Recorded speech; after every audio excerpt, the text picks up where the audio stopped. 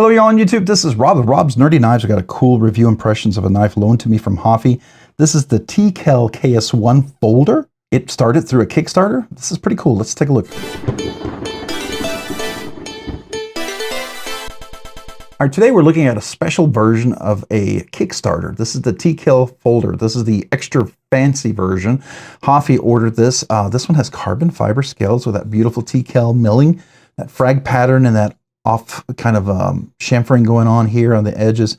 Very much like you get the feel of a TKell fixed blade, right? But it's a folder. So this was one of their first Kickstarters that they did. So let's talk about it. First of all, the knife of the name is KS1. Very, very typical of TKell. So definitely a TKell design, an in-house design by TKell. I forget what T stands for. I don't know if it was Thomas. I'm sorry. I know Kell is his last name, but anyways. So he is the designer. The knife manufacturer is TKell Knives. It is an in-house USA-made knife. All right. Let's talk about the materials. This was a special version. This is carbon fiber with that beautiful milling that you see on there. It is a crossbar lock with Omega springs, so that is the first thing. You do have a reversible pocket clip, has a traditional Spyderco deep pocket carry clip, definitely full hidden. There's no lanyard on here, which is fine by me. It is reversible. You have that frag pattern on here, and then you have this kind of chamfering going on, which makes you feel like it's like a TKell fixed blade, right? The crossbar works pretty nicely. There is, if I'm not mistaken, let's take a look real quick. Where's my flashlight? Somebody get me my flashlight. Yeah, there's 3 settings in there. When I first got this, it was on the lowest, softest setting, and it was very weak. And so I brought it into the third one, the closest one, and it does give it a little crispier, kind of a, if you will, detent, as much as you can get a detent with a crossbar lock, right? So it definitely is a lot better. It was really sticky when it first came in. I have since cleaned it out. It was very dirty. There's a lot of carbon fiber dust in there. We cleaned that all out. We cleaned it all up. We polished the rounded tang where the crossbar lock rolls across. Everything is turning out pretty nicely on this one. I like how it is coming together, right? It's got a nice action on here. You'll see right within here, you've got really kind of nice little studs where the crossbar lock is. I like it. I think it's cool. T10s right here, T10 right here as well. Both of these are T10s, 2 major screws. You've got steel liners. These are steel liners, and it also is a faux kind of 2-piece sandwiched backspacer. So it's a full backspacer, kind of a faux backspacer, if you will. It's just, sandwiched together kind of construction. And then the carbon fiber scales lay on top of that. This blade steel is Magnacut, so you can see that right there, Magnacut. It is a flat grind, which I think I appreciate. It's got a nice swedge, pretty stocky kind of a build there, pretty stocky blade. We'll do some measurements here in a second. Some very aggressive jimping up here, very aggressive texture here, which I really appreciate. It gives you a very solid presentation. Got large hands, big meaty fingers. I'm right at the very edge. They kind of fit in there. Much larger hand. You might be a 3.5 finger, but I am large hand with large meaty fingers. So this would be equivalent to an extra large hand with normal size fingers, to double extra large hand with thinner fingers, right? So that presentation does work. I like it. The crossbar, if you're a big crossbar fan, you'll like this. And if you're a big TKell fan and you like crossbar, you will love this. This is right up the alley. It's no sharp edges, nicely chamfered all the way around. I do appreciate no sharp edges on the inside, so all that's been well taken care of. It just feels like a fixed blade that happens to be a crossbar folder. I mean, that's the best way I can describe it. Having handled some TKell knives, I will tell you this feels like a TKell folding knife. It screams, it yells TKell. And if you like the TKell design, I think this is something definitely worth checking out. Now, right now, this was a Kickstarter, so you're going to find it maybe on the secondary market. I do know Hoffy plans to sell this, so if you're interested, reach out to Scott Hoffman. Definitely a cool guy. I'll have him linked in there. It's Hoffy. You can reach out to him on his channel, YouTube channel there, so feel free to do so. I do like the fact that you can put Spyderco clips in there. That is nice. So you could switch that up. You could put a quiet carry, their little LC200N, very thicker kind of clips that kind of loop up a little bit. Those are my favorite if you can do wire. I think they do the most solid, well-made, constructed clips. So that's kind of a cool little thought. It is caged ceramic ball bearings. I think that's really cool. I enjoy that. And I think the caged ceramic ball bearings make it nice action. I will tell you, when I first got this, as I said in the beginning, it was very, very sticky, but it is starting to really break in and get way better. So I think this has a really good potential to be something really, really nice, right? It just feels like it's getting better and better. So, you know, if you're a TKell fan and you're a crossbar lock fan, this is definitely something worth having. It's USA made. I think it's really cool. I appreciate the USA made aspect of it. Middle finger bonus flick, absolutely. Can I front flip it? You can. So, I mean, here, let's do it again. You can front flip this. So it's got bonus flick if you're curious. And of course, the crossbar flick, right? But middle finger reverse flick, watch this. Thumb flick, thumb stud, reverse thumb stud, and front flip. Now, can I do it left-handed? I'm kind of curious. Let's see. I should be able to do it, but let's try it. Hold on. I'm not a lefty. It's a little harder lefty. I'm sorry. Yeah, it's hard for me to do lefty. I am not a left-handed person, so you know it's easier for me to do this right-handed. But I'm sure if you're lefty, you could do it as well. Let's see if I can just get right up there. Right. Here we go. All right. Just got to get the right angle. That's the trick. So I cut my finger the other day. It's got a little slice there, so I'm a little tender. So that's why I'm not being overly aggressive with the left hand. Just, you know, and this one got cut too. But very, very cool. I do enjoy that. I think it's neat. It's definitely neat. So let's talk about it. Handle material, carbon fiber liners or inlay scales. Sorry, carbon fiber scales on top of steel liners with a faux kind of sandwich construction backspacer, wire clip, reversible. I believe it takes Spyderco T10 hardware. It's not a captive pivot. Omega springs, 3 different settings for tension. Magnacut blade steel, supposed to be 63, 64 from what I gather. It was really badly off-centered. It's real close to being dead nut centered. I didn't really go through a hard centering on this, and I think you probably can, right? So I think that's something very possible to do if you want to do that. Yeah, and I didn't put any Loctite in there because it's not my knife, right? So I didn't know what Hoffy wanted to do with it. I don't like to really mess with knives unless somebody specifically asks me to do so. All right, opening, closing. Like I said, you got all the bonus, the closing, you know, the crossbar lock, typical blade. It's really cool. It is a drop point. I would consider this a drop point, so very functional, pretty thick. Let's do some measurements because this is a beefy knife. I think we're at over about 4.5 ounces. I feel like it's going to be heavy. It's definitely over 4 ounces. I'm really confident, probably close to 5. I am completely wrong, and I appreciate that. 3.7 ounces. It is not even 4 ounces, so that is cool. It feels so substantial, which is typical of TKell, right? Always feels a little overbuilt, and this definitely feels like that. Not Medford overbuilt, by the way. I mean that in a good way. So, not that Medford overbuilt is bad, because I do like some Medfords. There's a cool few Medfords out there that I really do enjoy. Not a lot. I'm not a big Medford fan, but I do like some of them. I think they're cool.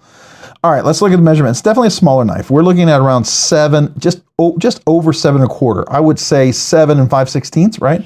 Handle, the grip area is going to be 3.5, but if you choke back up here, you kind of have the finger fall over, you can be about 4 inches. Blade length, you're looking at around 3 3/16. Cutting length is around 3.25. All right, so I think we're looking at 140, maybe 150 thousandths of an inch for blade stock thickness. I think it is pretty heavy duty. I think it's going to be a girthy one. 164 thousandths of an inch. It's even more than 150 thousandths of an inch. This is a big beefy blade, so it's definitely it's made for hard use, hard work, hard everything. So there you go. Now it's about 400. Let's talk about the knife category. At least the Kickstarter was 400. Usually Kickstarter is a great deal, so I don't know if the secondary market makes this a lot more. It's in high demand.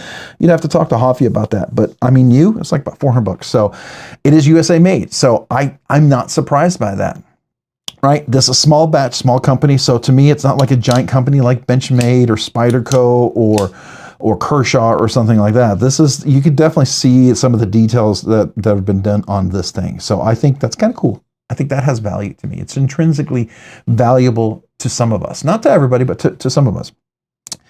As far as the price, it does put it into the high end. It's not quite mid-tech, but it's definitely high end. It's between a $300 and $600 range.